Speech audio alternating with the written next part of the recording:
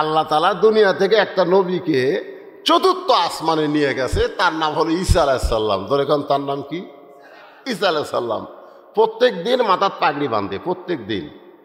এ পাগড়ি বান্ধা মানে নামাজের জন্য না, এ পাগড়ি বাঁধে দুনিয়ার জুলুমকে অবসান করার জন্য, সৈনিক হিসাবে দুনিয়াতে আসার জন্য। ধরে কোন সুবহানাল্লাহ।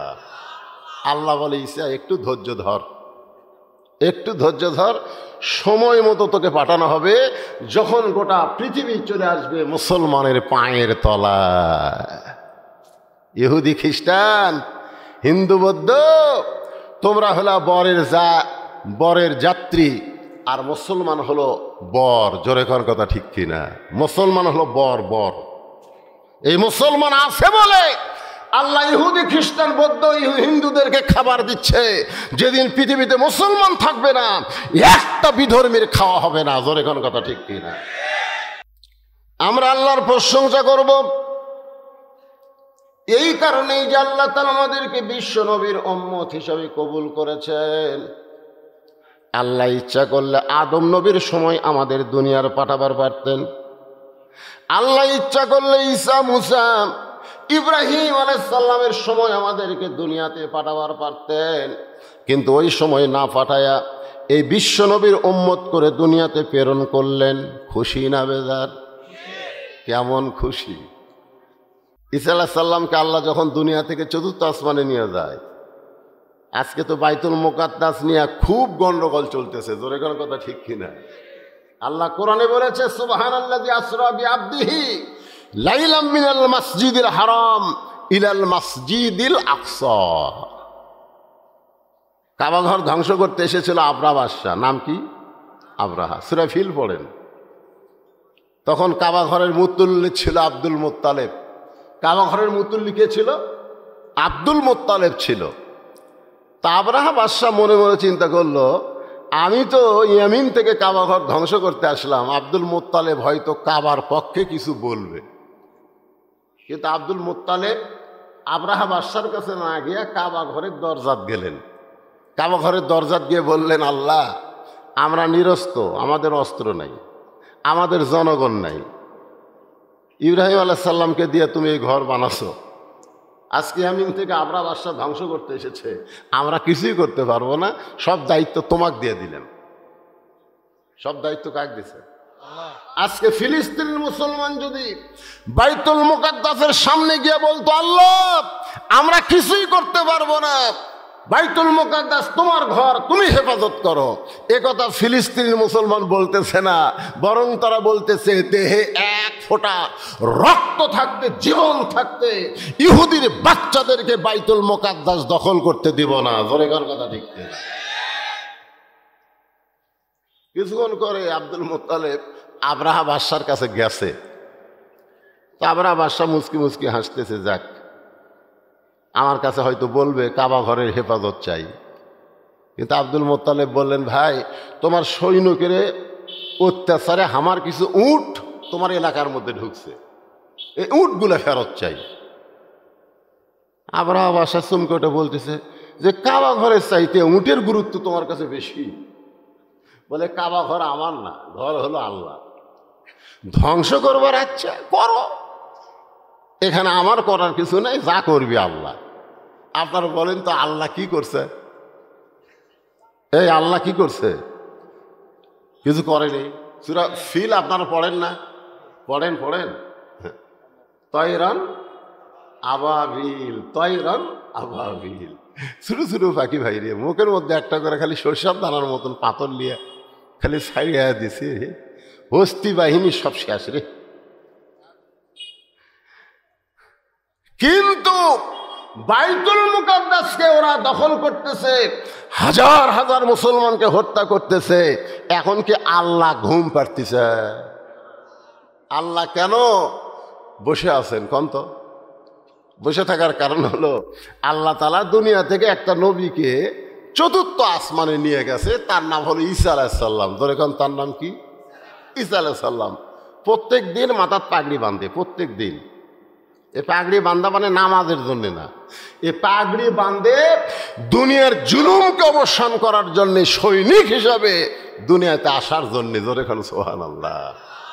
আল্লাহ বলে ঈসা একটু ধৈর্য ধর, একটু ধৈর্য ধর, সময় মতো তোকে পাঠানো হবে, যখন গোটা পৃথিবী চলে আসবে মুসলমানের পায়ের তলায়।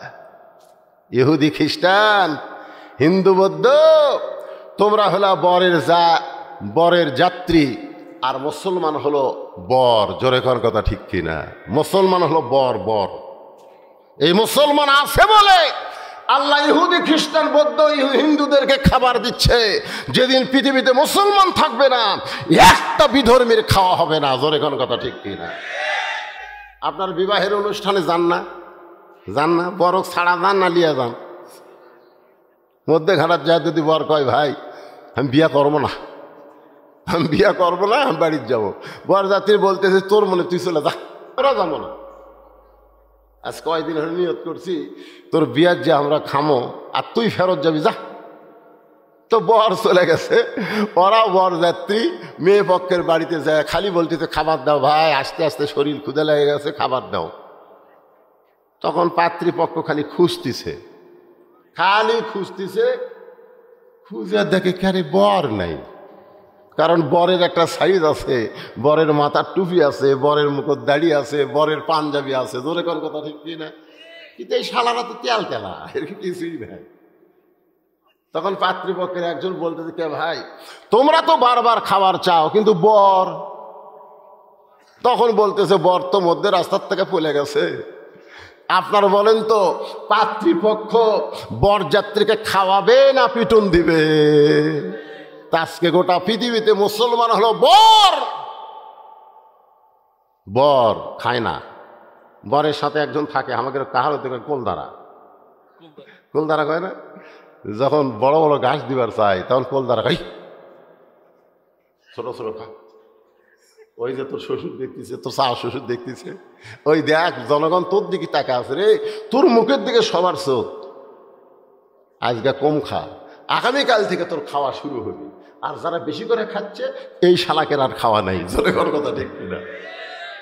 সামান্য কিছু ভর্তি বর হাতমাল দিয়ে মুখ মোছে, এটি ভরে আছে মোছ।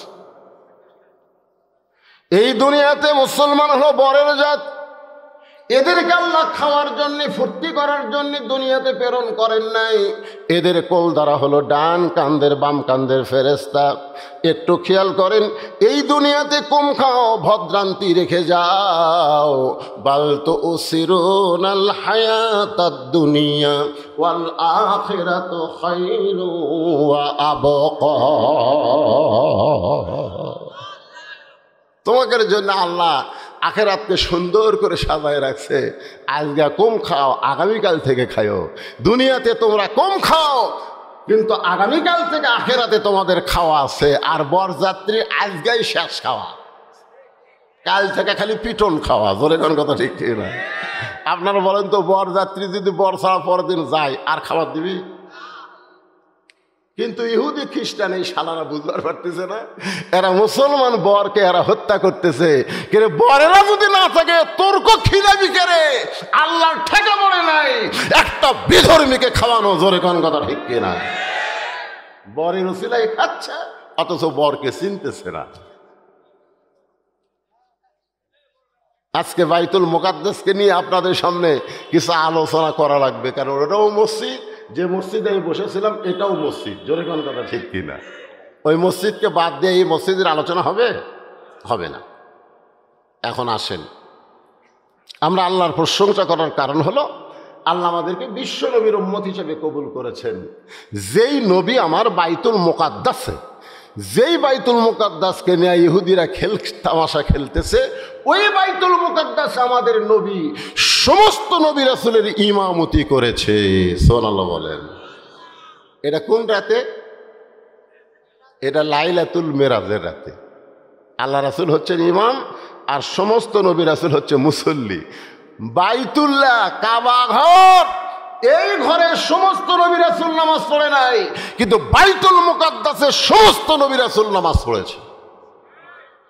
কাবার চাইতে বাইতুল মুকাদ্দাসের গুরুত্ব কম না, অনেক বেশি। সেই বাইতুল মুকাদ্দাসে শিশু বাচ্চারা মাকে বলে, মা খাবার দাও। মা বলতেছে, গুলি খা, যা গুলি খা। ছোট ছোট বাচ্চা, 4 বছর 5 বছর বাচ্চাকে মা বলতেছে, এই ঢেলটা নিয়ে যা, ঢেল, একটা ঢেল, যা যা, ওই যে ইহুদিরা হচ্ছে মেরে দে। তখন ছোট বাচ্চা বলতেছে, মা ওদের হাতে গুলি আছে, মা আমরা ঢেল মারলে ওরা যে গুলি করবে। বলে, ওরা গুলি করলে তুই মরবি না, আল্লাহ তোকে জান্নাতের দরজা খুলে দিবে। ওয়ালা তাকুলু লিমান ইউকতালু ফি সাবিলিল্লাহি আমওয়াতুন বাল আহইয়াউ ওয়ালাকিন লা তাশউরুন।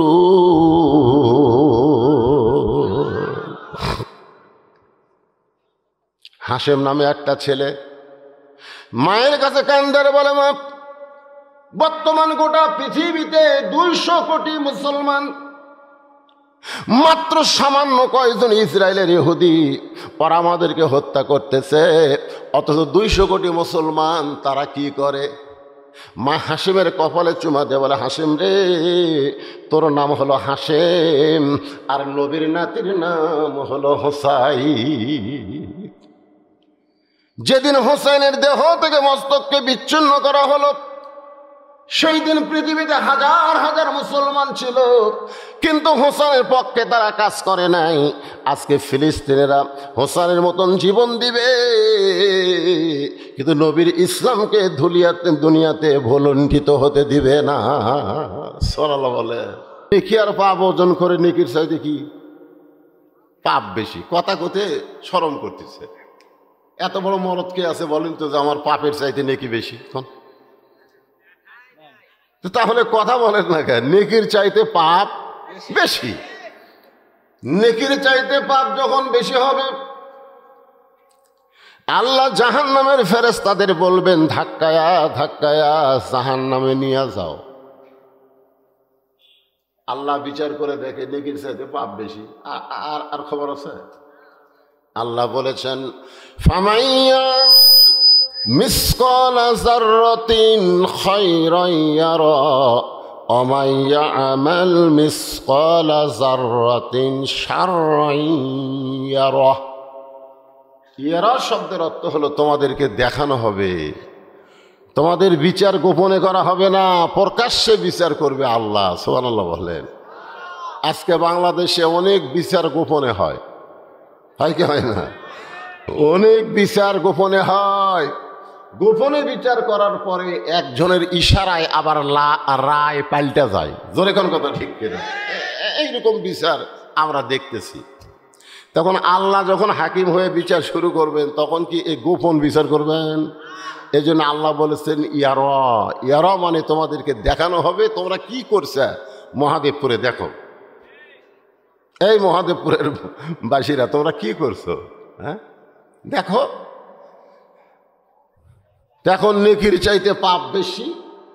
ফেরেশতারা ধাক্কায় ধাক্কায় যখন জাহান্নামের দিকে নিয়ে যাবে, ওই সময় শুধুমাত্র একজন মানুষ, আল্লাহ বলেছেন, ইয়া আইয়ুহান নাসু তাকু রাব্বাকুম ওয়াখশাউ ইয়াওমান লা ইয়াজজি ওয়ালিদুন আন ওয়ালাদিহি ওয়ালা মাউলুদুন ওয়া জাযিন আন ওয়ালিদিহি শাইয়্যা। মানুষ রে, সেই কঠিন হাসরের ময়দানে পিতা তার সন্তানকে ভুলে যাবে, মা তার সন্তানকে ভুলে যাবে, সন্তান তার বাপ মাকে ভুলে যাবে। এমন কঠিন অবস্থায় শুধুমাত্র একজন মানুষ, সুবহানাল্লাহ বলেন, একজন মানুষ, মানজাল্লাযী ইয়াশফা ইনদাহু ইল্লা বিইজনিহি। একজন মানুষকে আল্লাহ তাআলা ওকালতি করার চান্স দিবেন। আল্লাহ হবেন হাকিম, আমরা হব আসামি, আর উকিল হবেন আমাদের নবী। জোরে কোন সুবহানাল্লাহ। ফেরেশতার হাতে সামনে থেকে আল্লাহ রাসূল হাত ধরে হ্যাঁচকা টান দিবেন। কি রে, কোথায় নিয়ে যাস? ফেরেশতারা কয়, কি করা? আল্লাহ নেকি আর পাপ ওজন করে, নেকির চাইতে পাপ বেশি। আল্লাহর হুকুমে আমরা জাহান্নামে নিয়ে যাচ্ছি, আপনি হাত ধরে টানেন কেন? রাসূল বলতেছেন আল্লাহ বিচার করবে আমার উম্মতের, আর আমি নবীর সেখানে থাকবো না। এই বিচার আল্লাহ করতে পারে, কিন্তু আমি রাসূল মানি না। ফেরেশতারা কয় কে রে? এরা আমল নামার সব কিছু ওজন হয়ে গেল, নেকির চাইতে পাপ বেশি, আর এই বেটা উকিল কয় আমি মানি না। তো কি করবি? নবী তখন আমাদেরকে আবার মিজানের কাছে নিয়ে যাবেন, নিয়ে যা বলবে আল্লাহ শেষ। আল্লাহ বলতেছে নেকি আর পাপ ওজন করে দেখছি, নেকির চাইতে পাপ বেশি, তাহলে আমার গুলা কি হবে? আল্লাহ বলবেন রাসূল আপনার আবার কি?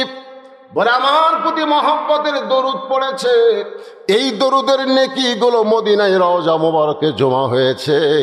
এই নেকিগুলো আমি রাসূল আমার উম্মতের জন্য নেকির পাল্লাই দিয়া দিলাম। সঙ্গে সঙ্গে নেকির পাল্লার ওজন বেড়ে যাবে। কারণ নামাজের চাইতে, রোজার চাইতে, জিকিরের চাইতে, জাকাতের চাইতে, হজের চাইতে দরুদের মহব্বতের ওজন আল্লাহর কাছে অনেক বেশি। জোরে কারো সুবহানাল্লাহ। এই জন্য যখন নবীর নাম উচ্চারণ হবে মুখ বন্ধ রাখেন না। বছর আগে ও করতেছে, পানি খাবার চাচ্ছে, বউ মুড়ি এনে দিছে, বুঝবার পারেনি তো খাবি পানি, ও করার জন্য মুড়ি দিছে, আর কলটা ফাটা যাচ্ছে, পানি খাবি, পক দিছে মুড়ি। কথা কর পারে তো ও দেখি। আজকে কোরআনের ওয়াজ না শুনে তুমি রাস্তায় কথা বলতেছ, তোমার জবান কেড়ে নেওয়ার মালিক হচ্ছে আল্লাহ। জোরে কোন কথা ঠিক কি না? কথা বন্ধ করো, একবারে স্টপ।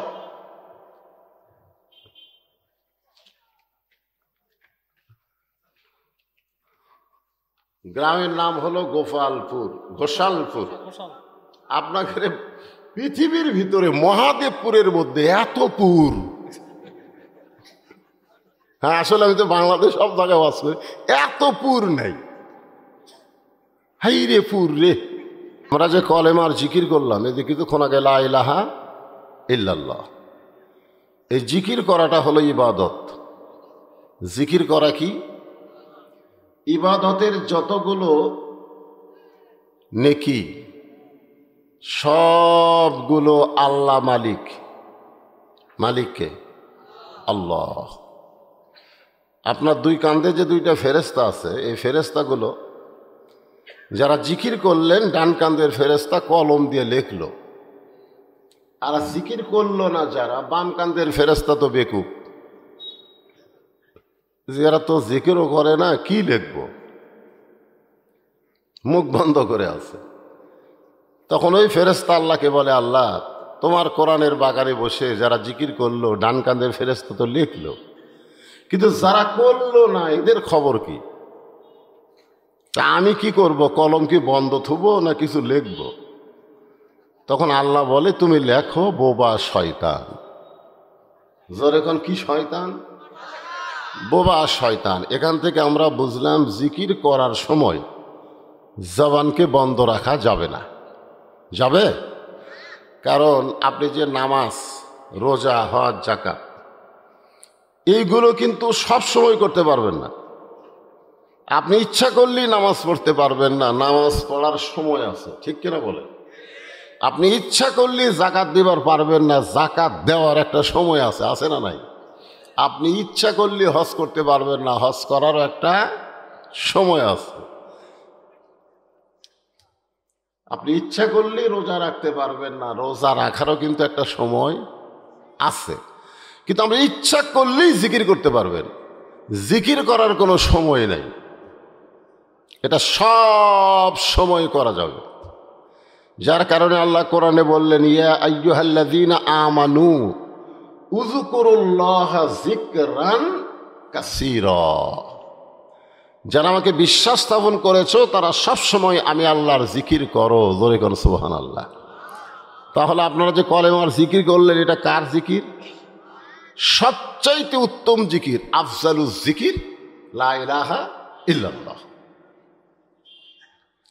কিন্তু জিকিরের পরে আমরা যখন বললাম মুহাম্মদ রাসূলুল্লাহ, এই মোহাম্মদ রাসূলুল্লাহ কিন্তু জিকির না। জিকির শুধুমাত্র কার? মোহাম্মদ রাসূলের জন্য কোনো জিকির করা যাবে? ওই যে আব্দুল আলিম একটা গান গাইছিল, নবী মোর পরশমণি, নবী মোর সোনার খনি, নবী নাম জপে যে জন সেই তো দোজাহানের ধনী। পরে বাংলাদেশের আলেমরা এই জপে জায়গায় আপত্তি করল যে আব্দুল আলিম ভাই, নবী নাম জপা জায়েজ নাই।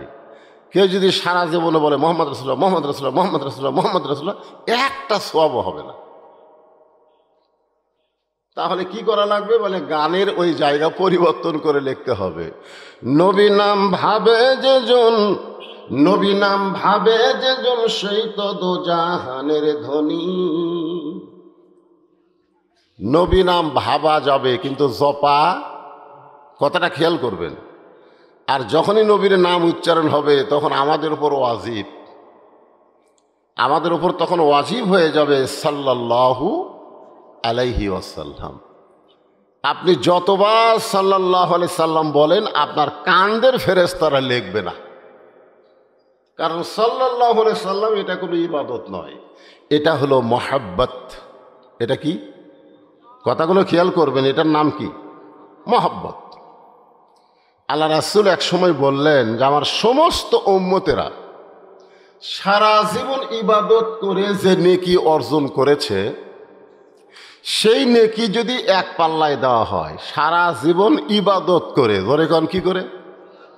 নামাজ, রোজা, হজ, যাকাত, জিকির, আজকার, এরকম সারা জীবন ইবাদত করে এক উম্মত না, সমস্ত উম্মত, এই ইবাদতের নেকি যদি এক পাল্লায় দেওয়া হয়, আর আমার আবু বকরের এক রাতের মহব্বতের নেকি যদি অন্য পাল্লায় দেওয়া হয়, ইবাদতের নেকির চাইতে মহব্বতের নেকির ওজন আল্লাহর কাছে বেশি হবে। এখন বলেন, ইবাদত আর মহব্বত এই দুইটার মধ্যে তফাৎ আছে না নাই?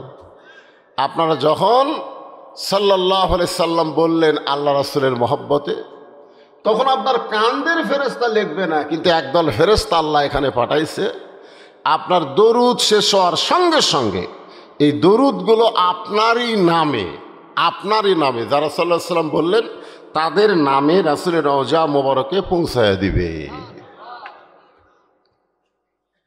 এখন হাসরের ময়দানে দেখা যাবে যে নেকি আর পাপ ওজন করে নেকির চাইতে পাপ বেশি হয়ে গেছে। আমাদের নেকির চাইতে পাপ বেশি না কম? কথা কয় না, কম না বেশি? এখানে যত মানুষ, বক্তা সহ আমরা যারা বসে আছি, নেকি আর পাপ যখন ওজন করা হবে, আমরা একজনেরও নেকির পাল্লার ওজন বেশি হবে না। কারণ আমরা যে দেশে বসবাস করতেছি, এই দেশে আমরা আজরাইল ধরার চাইতে পুলিশ ধরার ভয় বেশি করতেছি। জোরে কর কথা ঠিক কি? এই দেশে মানুষ সব জায়গা নিজের নামে করে নিছে। জায়গা দেখতেছেন, হুজুর এটা আমার, এটা আমার ভাইয়ের, এটা আমার চাচার, এটা আমার দাদার, তো সবই যদি তোমাকে হয় আল্লাহর, আল্লাহটা দেখতে গেলে আপনার 2 মিনিট হাঁটা লাগবে। বাংলাদেশে আল্লাহর জায়গা দেখতে গেলে কয় মিনিট হাঁটা লাগবে?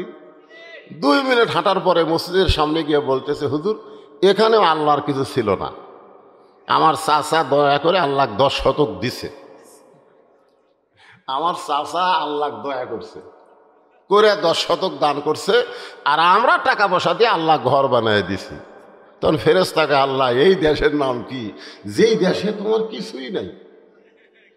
ওর চাচা জায়গা দিলে ওরা টাকা দিয়ে ঘর বানিয়ে দেয়। আল্লাহ কয় ওই দেশের নামই হলো বাংলাদেশ, ওই দেশে আমি আল্লাহর চাইতে গরিব কেউ নাই। আজকে 5 তলা বাড়ি বানাতে কোনো মানুষ ভিক্ষা করে না, 10 তলা বিল্ডিং বানাতে কোনো মানুষ ভিক্ষা করে না, 1 তলা মসজিদ বানাতে গিয়া ভিক্ষা করতে হয়। জোরে কোন কথা ঠিক কিনা? আজকে সেই মসজিদের উদ্যোগে মাহফিল, আমি মসজিদকে সামনে নিয়েই আলোচনা করব। আসলে মসজিদ কি আমাদের জানা দরকার। জোরে কোন ঠিক কিনা? জানা দরকার আছে না? হ্যাঁ, আল্লাহ যাদেরকে কবুল করেছেন, সুবহানাল্লাহ বলেন, মন চাইলেই বসা যায় না, এখানে বসতে হলে যোগ্যতা লাগে। যার কথা আল্লাহ কোরআনে বলেছেন, মা সাবাকা মিন হাসানাতিন ফামিনাল্লাহ, বান্দা বান্দির দ্বারা যখন কোনো ভালো কাজ হয়, এ কাজ বান্দা বান্দি করে না, বরং আল্লাহ নিজে করায়। আপনারা বলেন তো, এই মাহফিলে বসাটা ভালো কাজ না খারাপ কাজ? তাহলে এই কাজ কে করালো? আপনি করলেন না আল্লাহ করালো?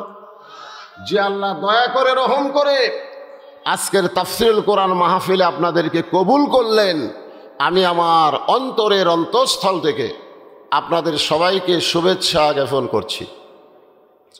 সম্মানিতা মা বোনেরা, পর্দার অন্তরালে বসে বসে যারা আলোচনা শুনতেছেন, আমি তাদেরকেও শ্রদ্ধা জ্ঞাপন করে এই মুহূর্তে জানতে চাচ্ছি, মহাদেবপুরের বাবাজিরা আপনারা কেমন আছেন?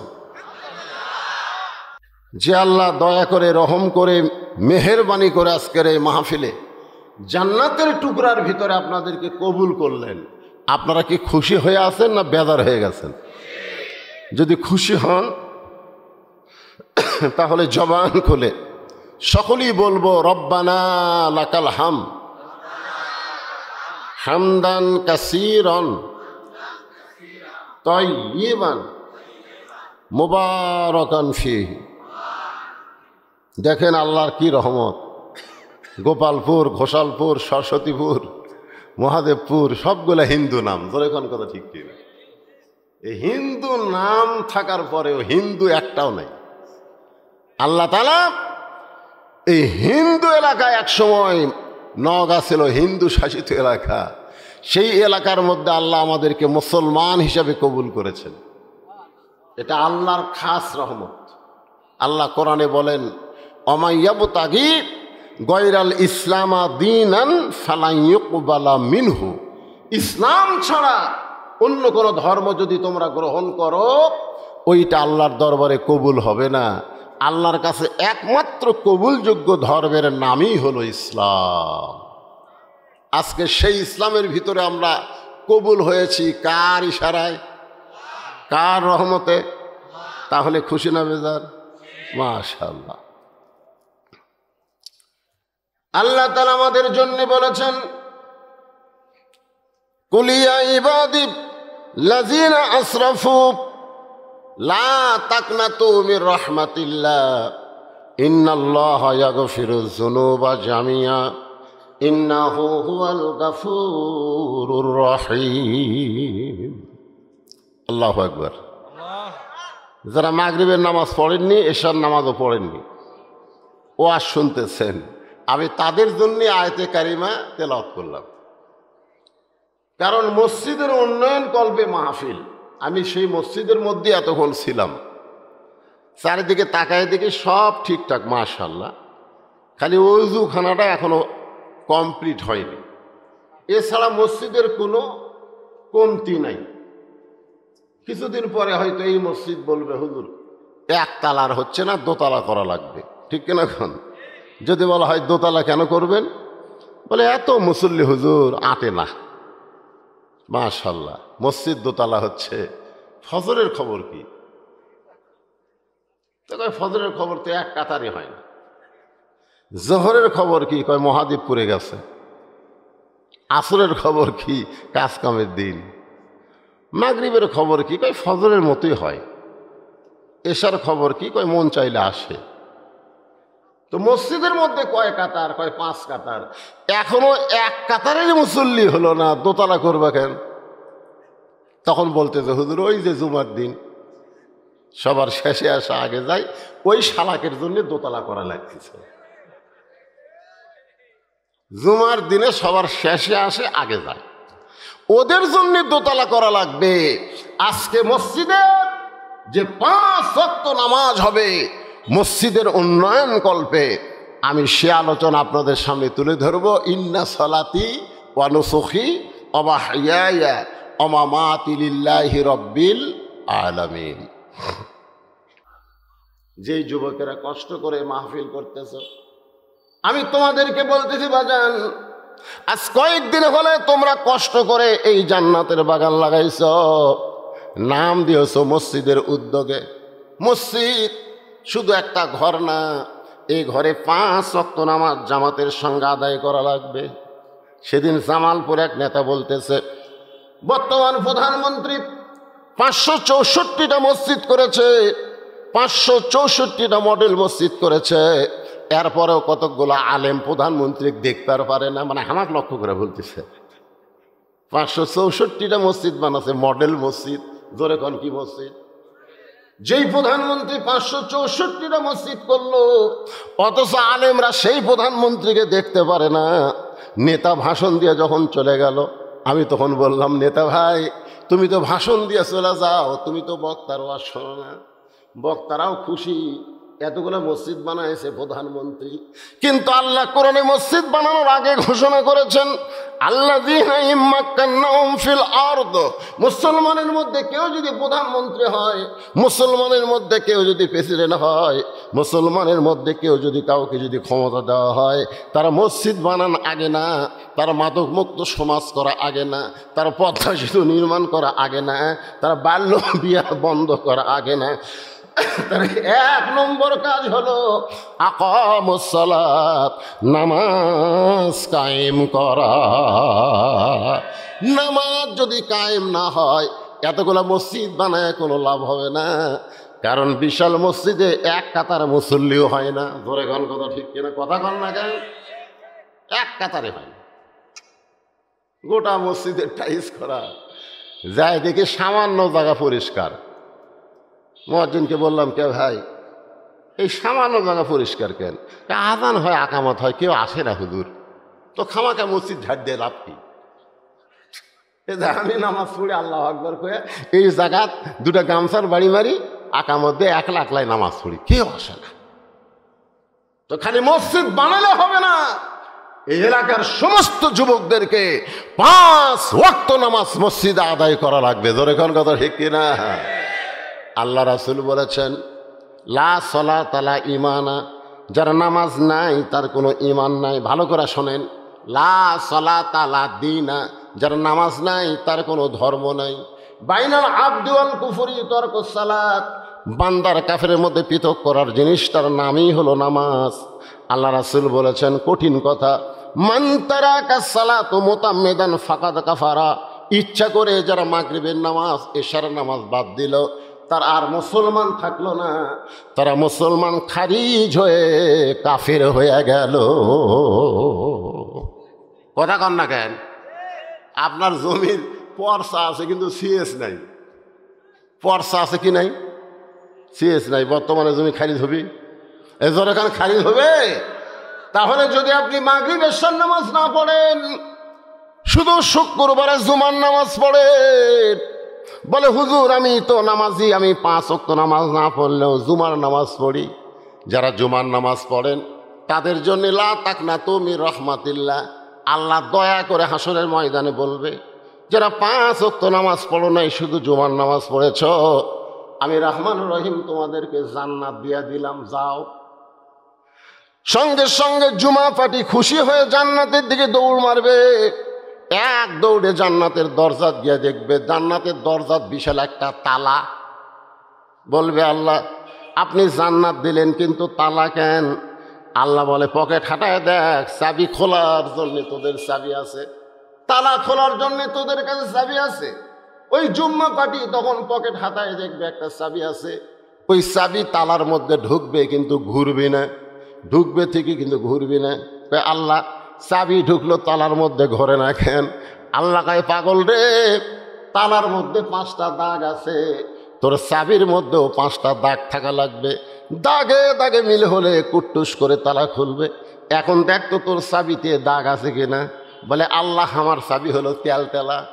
আল্লাহ বলবেন, ফজর জোহর মাগরিব এশা এই 5 ওয়াক্ত নামাজের দাগ যদি চাবিতে না থাকে, ওই জান্নাতের তালা কোনোদিন খুলবে না।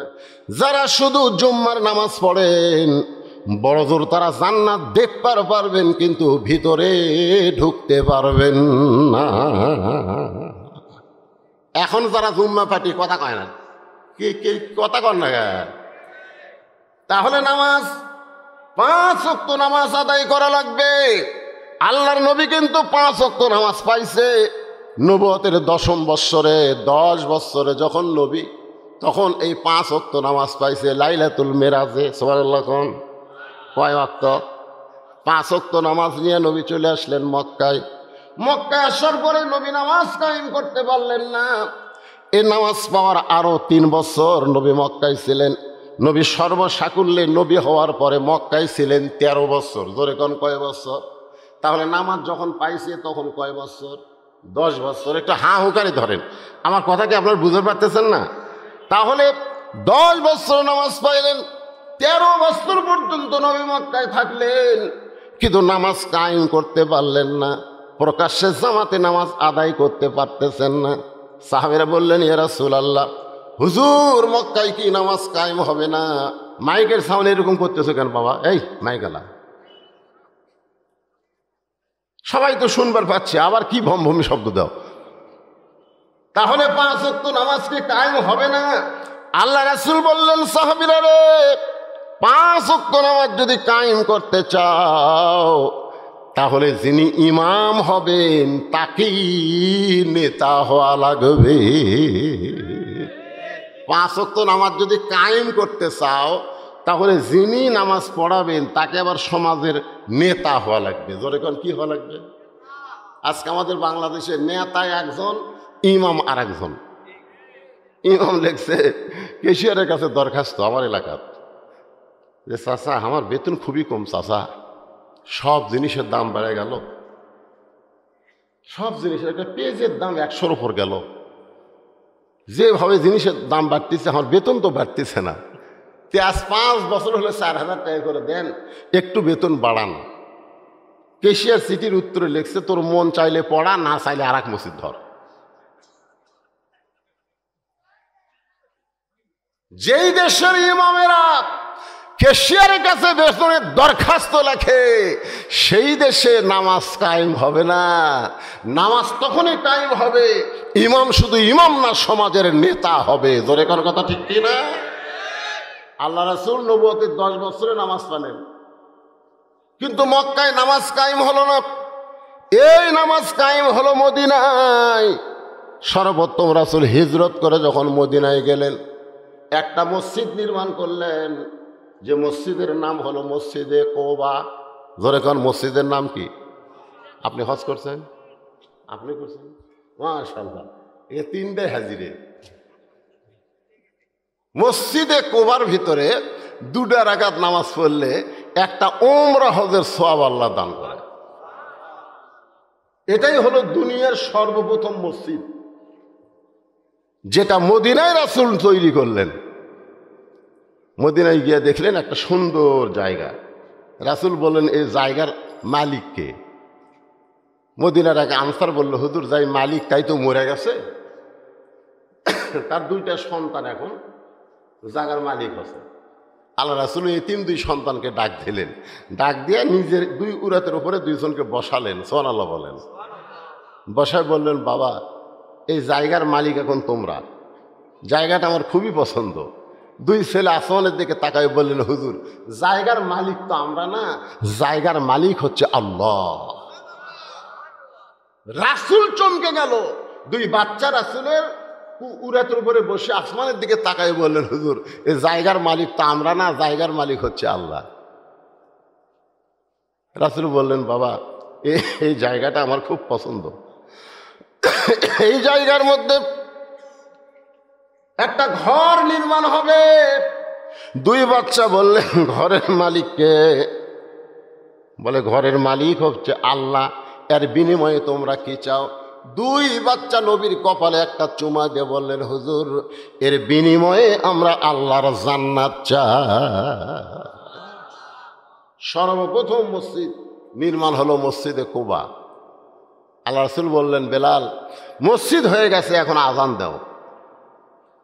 হযরত বেলালকে বললেন, মসজিদ হয়ে গেছে, এখন আজান দাও। আবু বকর, ওমর, ওসমান তোমরা কোথায়? বেলালের জন্য একটা মিনার বানাও, একটা উঁচু জায়গা বানাও, সেই জায়গায় দাঁড়িয়ে হযরত বেলাল আজান দেবে। বেলালের চোখ দিয়ে দর দর করে পানি পড়তেছে। আল্লাহ রাসূল বলে, বেলাল আজান দেওয়ার কথা শুনে তুমি কাঁদো কেন? বেলাল বলে, রাসূলুল্লাহ গোপনে একদিন লা ইলাহা ইল্লাল্লাহ জিকির করেছি, এই জিকির করার কারণে আমার জিবার মধ্যে ওরা পেরেক মারছে, সারা রাত বুকে পাথর চাপা দিয়ে রাখছে, আজকে এমন একটা পরিবেশ পাইলাম, যেই পরিবেশ আমি বেলাল মিনারে দাঁড়িয়ে আল্লাহু আকবার বলে আজান দিব। রাসূল বললেন, বেলাল রে, মক্কার পরিবেশ নাই, মদিনার পরিবেশে এখন নামাজ কায়েম হবে। আর যখনই নামাজ কায়েম হবে, সঙ্গে সঙ্গে আল্লাহ বললেন, ইন্নাস সালাতা তানহা আনিল ফাহশাই ওয়াল মুনকার। একমাত্র নামাজই পারে মানুষকে যাবতীয় খারাপি থেকে বাঁচাইয়া দিতে। সুবহানাল্লাহ না কে? আপনারা বলেন তো, যে 6 বছরের বাচ্চাকে 7 বছরের বাচ্চাকে রোজা রাখার কথা আছে, 7 বছরের বাচ্চাকে হজ করানোর কথা আছে, 7 বছরের বাচ্চাকে যাকাত দেওয়ার কথা আছে, কিন্তু 7 বছর বয়স থেকে নামাজের তালিম দেওয়ার কথা আছে। যেরকম আছে না? হ্যাঁ, 7 বছর থেকে তালিম দিবে, আর 10 বছর থেকে জোর করে ঘাড় ধরে এরকম ঘাড় ধরে মসজিদে নিয়ে যাবে। মসজিদে নিয়ে যায় নামাজ পড়াবা। তুমি যদি তোমার সন্তানকে একবার নামাজ ধরাতে পারো, ওই সন্তান কোনোদিন গাঁজা ধরবে না, ওই সন্তান কোনোদিন ফিনফিনিল ধরবে না, ওই সন্তান কোনোদিন আর্জেন্টিনার পতাকা টাঙ্গাবে না, ওই সন্তান কোনোদিন ব্রাজিলের পতাকা টাঙ্গাবে না। যদি তুমি নামাজ ধরাবার পারো, ওই দুনিয়ার সমস্ত অন্যায় ছেড়ে দিবে। জোরে কোন কথা ঠিক কিনা? এই জন্যে 10 বছর থেকে ওই যে পুচ্ছিগুলো ঘুরতেছে ঘরে গায়ে, ঘোরার কারণে হলো নামাজ ধরাবার পারেননি। আজকে আমাদের যুবকেরা 4G 5G মোবাইল নিয়ে ঘুরতেছে, দরজা জানলা বন্ধ করে অশ্লীল ভিডিও দেখতেছে, আর সকালবেলা গল্প করতেছে, আজ যা দেখিছি ভাই। কেমনি দেখলি রে? ভাই দরজা জানলা বন্ধ করে দেখছি রে, কেউ দেখেনি। 2 কান্দের ফেরেশতা কয়, শালা মরিয়া দেখ, কেউ দেখেছে কিনা? আমরা খুঁটি আসলো, এই 2 কান্দের 2 ফেরেশতা খুঁটি আসলো। উনি যখন দরজা জানলা বন্ধ করে দিয়ে খারাপ ছবি দেখছে, 2 ফেরেশতা কি ঘর থেকে বেড়ে গেছে? কথা কন না কেন? আসিল না? শুনো, তোমার 2 কান্দে 2 মোহরি, লিখিতেছেন ডায়েরি, দলিল দেখে রায় দিবে, টাকা পয়সার নাই কারবার। নামাজ কায়েম হয়ে গেল, নামাজ কায়েম হয়ে গেল মদিনায়। আল্লাহর নবী যখন আসরের নামাজ পড়াচ্ছেন, খুব খেয়াল করবেন, 5 ওয়াক্ত নামাজের মধ্যে একটা নামাজের নাম হলো আসরের নামাজ। জোরে কোন কোন নামাজ? এমন সময় আল্লাহ তাআলা ফেরেশতা জিবরাইলকে পাঠাইলেন, যাও জিবরাইল যাও, নবীর উপরে কোরআনের আয়াত নাজিল করো। নামাজ পড়া অবস্থায় নবীর উপরে আল্লাহ কোরআনের আয়াত নাজিল করলেন। নামাজ শেষ হয়ে গেলে রাসূল বললেন, সাহাবীরা তোমরা জানো আজকে নামাজের ভিতরেই আমার উপরে কোরআনের আয়াত নাজিল হয়েছে। সাহাবীরা বলে, হুজুর আমরা জানবো কেমনে? আপনি জানালে আমরা জানবো। সুবহানাল্লাহ। রাসূল বললেন, যে আয়াতে কারিমা নাজিল হয়েছে, এ আয়াত কি তোমরা শুনতে চাও? সাহাবীরা বললেন, হুজুর শোনার জন্য ব্যাকুল হয়ে আছি, আপনি বলেন। রাসূল বললেন, শুধু শুনলে হবে না, সামিনা ওয়া তাআনা, শুনলে কিন্তু আমল করা লাগবে। সুবহানাল্লাহ বলেন, সুবহানাল্লাহ বলেন। খালি শুনলে হবে? আচ্ছা, আল্লাহ রাসূলের উপরে আসরের নামাজের সময় যে আয়াতটা নাজিল হয়েছে, এটা সাহাবীরা শুনবে। রাসূল বললেন, শুধু শুনলে হবে না, এটা ধরা লাগবে। কি করা লাগবে? ধরা লাগবে। হুজুর বললেন, তাহলে শোনো, আয়াতটা হলো, ইয়া আইয়ুহান নাবিয়্যু হারজিল মুমিনিনা আলাল কিতাল। সাহাবীরা বুঝবার পারছে, কেন আরবি তো, সাহাবীরা আরবি বোঝে কি বোঝে না? এ কথা মান বোঝে কি বোঝে না? যেই বলছে ইয়া আইয়ুহান নাবিয়্যু হারজিল মুমিনিনা আলাল কিতাল, সমস্ত সাহাবী চমকে উঠছে, সব সাহাবী চমকে উঠছে, কারণ বুঝবার পারছে এই আয়াতের বাংলা অর্থ কি। আপনারা কি বুঝবার পারছেন? এই আয়াতের বাংলা অর্থ হলো, হে রাসূল, খালি জামাতবদ্ধ হয়ে 5 ওয়াক্ত নামাজ পড়লে হবে না, জামাতবদ্ধ হয়ে কাফেরদের মোকাবেলা করতে হবে। যে কোনো সময় মক্কার কাফেররা মদিনা আক্রমণ করতে পারে, আর মদিনা আক্রমণ করলে নামাজ দিয়া দোয়া দিয়া আপনি মদিনা রক্ষা করতে পারবেন না। মদিনা রক্ষা করতে গেলে মক্কার কাফেরদের বিরুদ্ধে অস্ত্র ধরা লাগবে। জোরে কোন, কি ধরা লাগবে? তখন একজন সাহাবী মাথার টুপি মুখর দাড়ি পরনের জুব্বা, সামনে কাতারের নামাজ পড়ে। ওই নবীর হাঁটুর সঙ্গে হাঁটু লাগাই বললেন, ইয়া রাসূলুল্লাহ, এটা না গন্ডগোলের আয়াত। আজকে আমাকে বাংলাদেশে এরকম লোক আছে না নাই? যেরকম আছে না নাই? কোরআনের ওয়াজ শুনবে, সারা রাত কোরআনের ওয়াজ শুনবে, কিন্তু কোরআন বিজয়ের কথা বললেই ওদের কলিজাত আগুন ধরে যাবে। জোরে কোন কথা ঠিক কি না? কারণ কোরআন থাকবে মৌলবীর কাছে, কোরআন থাকবে মসজিদে, কোরআন থাকবে মাদ্রাসায়, কোরআন সমাজের মধ্যে নিয়ে আসে। কেন রে? কোরআনের কথা বললি কবি হুজুর আবার এটা কি শুরু করলো? এই টুপিওয়ালা দাড়িওয়ালা জুব্বাওয়ালা নবীর হাঁটুর সঙ্গে হাঁটু লাগায় বলতে যে হুজুর এটা একটা গন্ডগোলের আয়াত। কিসের আয়াত? গন্ডগোলের আয়াত।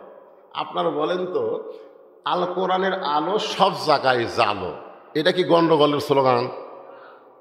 তাহলে আমার সঙ্গে সবাই বলা লাগবে, আল কোরআনের আলো। আমি কয়া দিলাম ভাই রে, আমি কয়া দিলাম সব জায়গায়, যে তারপরে ঘরে ঘরে কনকে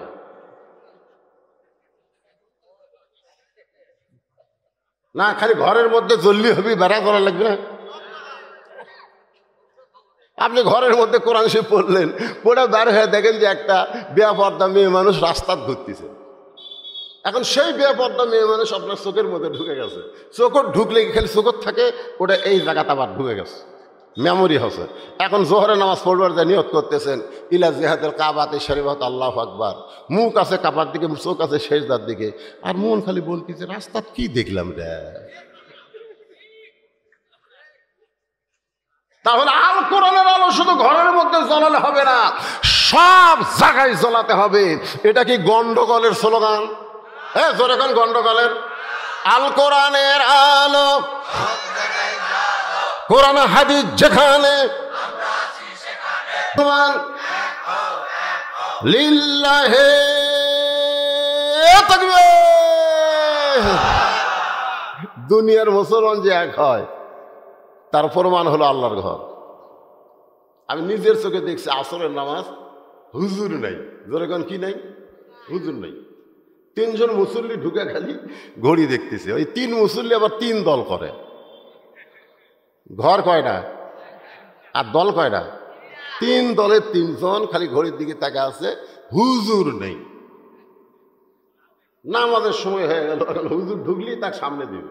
তা আমি এখন দেখে চিন্তা করলাম, আমি ঢুকলি তো আমাকে সামনে দিবে, না ঢুকবো না, দেখি আর কি করে। তা আমার এলাকার তো আমি চিন্তা করে দেখলাম 3 দল করে।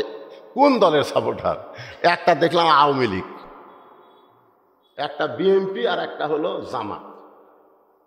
তো জামাত ইসলাম নরম মানুষ, তো আওয়ামী লীগকে বলতে যে ভাই তোর দল ক্ষমতাটা আছে, তুই সামনে যা। নরম হয়ে বলতেছে তোর দল এখন ক্ষমতাটা আছে, তুই সামনে যা। আওয়ামী লীগ বলতেছে ভাই বিরক্ত করিস না, ভাই মাঝে মধ্যে নামাজ পড়ি রে, কিন্তু পড়াবার পারি না। তখন জামাত ইসলাম বলতেছে ভাই বিএনপি তুই তাহলে সামনে যা। বলে পাগল হয়েছিস, মাঝে মধ্যে আকামত দিবার পারি, কিন্তু নামাজ কয় রাকাত কোনটা সেটা ঠিক মতো পড়াবার পারি না। তখন বলতেছে তুইও পারিস না, উইও পারে না, তাহলে আমি যাই। তা না, আওয়ামী লীগ বলতেছে দেরি করিস কেন ভাই রে, টাইম হয়ে গেছে, সামনে যা। তখন বলতেছে ভাই রে কি নিয়ত করবে, কি নিয়ত করবে? তোমাকে কিন্তু বলা লাগবে একতে দায়িত্ব বেহাজাল ইমাম, আমরা এই ইমামকে অনুসরণ করতেছি। তা আমি এখন রাজাকার, তোমরা হলে আওয়ামী লীগ বিএনপি, আমাকে কি তোমরা অনুসরণ করবে? তখন আওয়ামী লীগ ছিলে বলতেছে তুই বাইরের কথা ভিতরে বলিস কেন রে? আমি আওয়ামী লীগ, তুই বিএনপি, তুই রাজাকার, এটা হলো বাইরের কথা।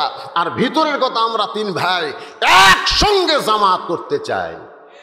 এই জন্যে দুনিয়ার মুসলমান এক হও, এক হও, একমাত্র কোরআনের মাহফিলে পারে। জোরে কোন কথা ঠিক কিনা? এখানে সব দলের লোক আছে, কিন্তু আল্লাহর কোরআনের কারণে আমরা দল ভুলে গিয়া, মত ভুলে গিয়া আল্লাহর কোরআন থেকে তাফসির শোনার জন্যে এখানে আমরা বসে পড়েছি। একটু মনোযোগ দিয়ে শোনেন। আল্লাহ রাসূলের হাঁটুর সঙ্গে হাঁটু লাগাইয়া ওই টুপিওয়ালা, জুব্বাওয়ালা, দাড়িওয়ালা প্রথম কাতারের সাহাবী যখন বলতে যে হুজুর এটা গন্ডগোলের আয়াত, সঙ্গে সঙ্গে নবী চুপ মেরে গেলেন।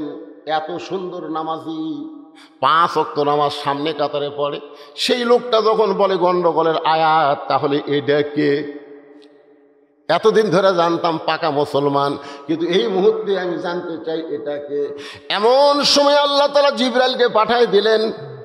ফেরেশতা জিবরাইল বলতেছেন, ওয়ামিনান নাসি মান ইয়াকুলু আমান্না বিল্লাহি ওয়া বিল ইয়াউমিল আখিরি ওয়া মা হুম বিমুমিনিন। মানুষের মধ্যে এমন কিছু মানুষ আছে, মনোযোগ দিয়ে শোনেন, এমন কিছু মানুষ আছে যারা বলে আমরা আল্লাহ বিশ্বাস করি, আখিরাতকে বিশ্বাস করি, নামাজ পড়ি, রোজা করি। আল্লাহ বলতেছে এরপরেও সে মুমিন না, কারণ আল্লাহর কোরআনের একটা আয়াতকে যে মানবে না সে ব্যক্তি মুমিন না, সে হলো মুনাফিক। জোরে বলেন, সে কি? মুনাফিক। মসজিদ নববী তৈরি হলো, নবী মেহরাব বানালেন। মেহরাব খুব খেয়াল করবেন, মেহরাব মানে মাইক থোয়ার জায়গা না, ইমামের মেম্বর থোয়ার জায়গা মেহরাব না। মেহরাব হলো অস্ত্র রাখার জায়গা। জোরে কর কথা ঠিক কি না? আজকে প্রত্যেকটা মুসলমানের মেহরাবে যদি বাতিলের মোকাবেলার করে অস্ত্র থাকতো, ইসরায়েলের ইহুদির বাচ্চার ক্ষমতা হতো না বাইতুল মুকাদ্দাসের দিকে নজর দেওয়া। জোরে কর কথা ঠিক কি না? সব ভুলে যায়, তসবি লিছে, তসবি। কি মুসলমান কোন জায়গা থেকে আইছে? বদরের যুদ্ধে নবী মাথার টুপি খুলে, মাথার হেলমেট দিছে, হেলমেট হেলমেট জুব্বা খুলে নবী সৈনিকের পোশাক পরছে, কোমরে একটা পেটি বানবে, ঢিল হচ্ছে বারবার। আলীকে ডাক দেয়, বলে আলী আমার কোমরের বেল্টটা একটু টাইট করে দাও তো। আবু বকর বলে, হুজুর আপনি আল্লাহর নবী, আপনার কোমরের বেলে এত টাইট হওয়া লাগবে কেন? রাসূল বললেন, আমি আল্লাহর নবী, কিন্তু আজকে বদরের যুদ্ধে আমি হচ্ছে আল্লাহর সেনাপতি। জোরে কোন সুবহানাল্লাহ। কি মনে করছেন যে নবীর প্রতি দরুদ পড়ে জান্নাতে যাবেন, নবীর সুপারিশ দিবেন? আর সেই নবী বাতিলের বিরুদ্ধে লড়াই করেছে, সেই নবী উহুদের ময়দানে দান দান শহীদ করেছে, আর সেই নবীর উম্মতরা আজকে বাতিলের সঙ্গে আপোষ করে জান্নাতে যাবার চায়। জান্নাত তোমার মামার বাড়ি না। জোরে কোন কথা ঠিক কি না? একটু মনোযোগ দিবেন। এই মসজিদের মধ্যে 5 ওয়াক্ত নামাজ কায়েম হয়েছে। নবী হচ্ছেন মক্কার প্রেসিডেন্ট। ছোট্ট করে আপনাদের বলি, আসরে নামাজের ইমামতি করবেন নবী। মনে আছে না? ভুলে গেছেন? কোন নামাজ? আসরের নামাজ। হযরত বেলাল আকামত দিচ্ছে, নবী আমার মেহরাবের মধ্যে ঢুকতেছে। আল্লাহ রাসূল ততক্ষণ পর্যন্ত কিবলামুখী হন না যতক্ষণ পর্যন্ত সাহাবীরা কাতার সোজা না করে। কাতার সোজা যতক্ষণ না করে ততক্ষণ নবী কিবলামুখী হয় না। আমার কথা বুঝলেন? মসজিদে ঢুকলে কি সোজা করা লাগবে? কাতার সোজা করা লাগবে। এখন বলেন, আপনাকে সামনে কাতারে যদি একটা চেয়ার থাকে, না না না বিরক্ত না, সামনে কাতারে একটা চেয়ার আছে, তাহলে কাতার সোজা কিভাবে করবেন? আমাকে ফতোয়া দেন তো। না, অনেকে কয় হুজুর, এই হুজুর সিয়ারের বিরুদ্ধে একলাই কয়। আমি একলা না, বাংলাদেশের সমস্ত আলেম সিয়ারের বিরুদ্ধে ফতোয়া দিছে। জোরে কোন কথা ঠিক কিনা? হ্যাঁ, ইউটিউবে যান, যা লগ ইন করেন যে সিয়ারে বসে নামাজ হবি কিনা, লেখেন।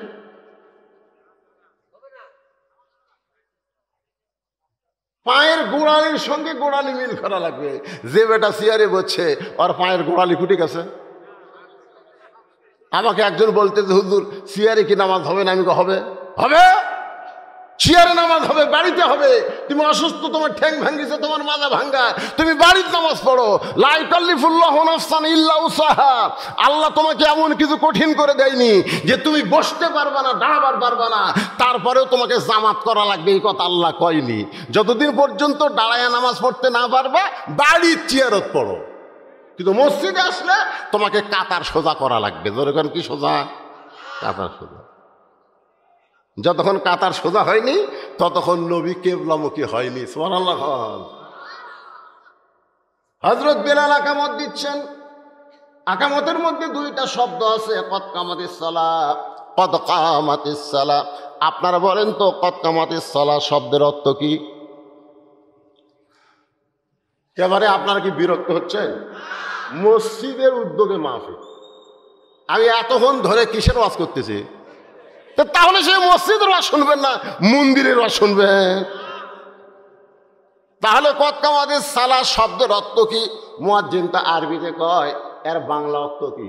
এর বাংলা অর্থ হলো অবশ্যই নামাজ দাঁড়িয়ে গেছে। কদ মানে কি? অবশ্যই। কামা মানে কি? খাড়া হওয়া। সালাত মানে কি? নামাজ। অবশ্যই নামাজ দাঁড়িয়ে গেছে। কতকামাদের সালা শোনার পরে আর বসে থাকা যাবে না। নামাজের যে কয়টা ফরজ তার মধ্যে একটা ফরজ হলো দাঁড়িয়ে নামাজ পড়া। ধরে কোন ঠিক কিনা?